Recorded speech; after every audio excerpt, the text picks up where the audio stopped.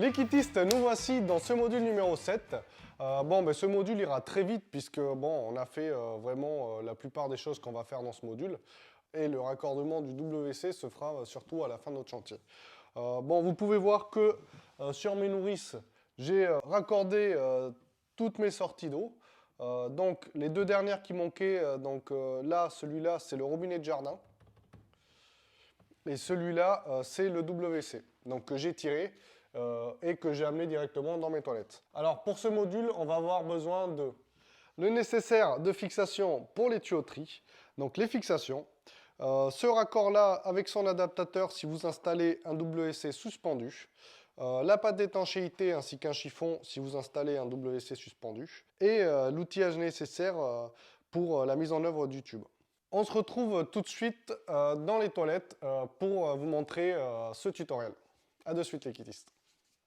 Donc les kittistes, me voici dans les toilettes. J'ai amené mon tube d'eau froide qui est là. J'ai aussi ma sortie d'évacuation du toilette. Et donc c'est cette sortie vraiment qui va me guider pour mes WC. Ce que vous ferez, vous verrez le tutoriel évacuation, mais normalement, la sortie d'évacuation doit être pile poil au milieu du WC. Alors, on va parler de deux choses.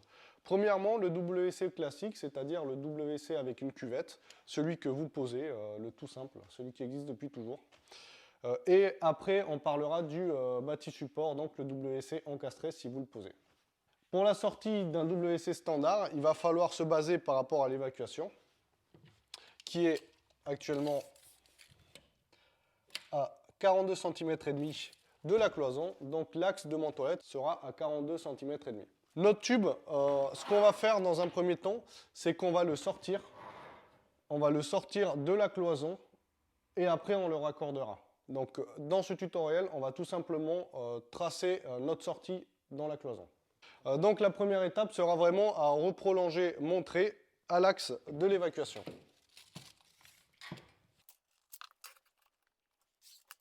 Et ensuite de tracer la hauteur de sortie de mon tube ainsi que le décalage. Donc là pour un WC classique, donc standard, c'est-à-dire pas un bâti support, ça sera 54 cm de hauteur sol fini et 22 cm sur le côté. Donc je vais directement le tracer à 54 cm de haut. Et 22 cm sur le côté. Donc avec ça, on sera légèrement en dessous de la vanne d'arrêt du WC pour être plus à l'aise pour le raccorder. Je termine au niveau.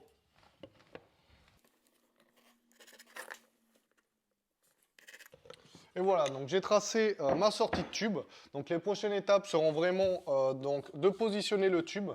Pourquoi pas le fixer? C'est toujours bien de le fixer juste avant de sortir le tube. Et ensuite, donc une fois que j'ai montré là, de le positionner comme ça, de faire le trou sur ma plaque de placo et pouvoir visser ma plaque de placo en le sortant bien sûr à la bonne hauteur. Pour le WC classique, c'est terminé. Pour le WC à bâti support, donc le WC encastré, la hauteur de pose de mon tube sera à 1 mètre de hauteur à l'axe du WC et à 15 cm sur le côté. Donc ça peut être le côté droit ou le côté gauche. Je préconise vraiment de recevoir le bâti support car toutes les marques ne sont pas pareilles. C'est pour ça d'ailleurs que dans ce tutoriel-là, je ne représente pas forcément un bâti support. Les marques diffèrent, donc vraiment recevoir le bâti support avant de se dire bon mais je vais sortir mon tube là.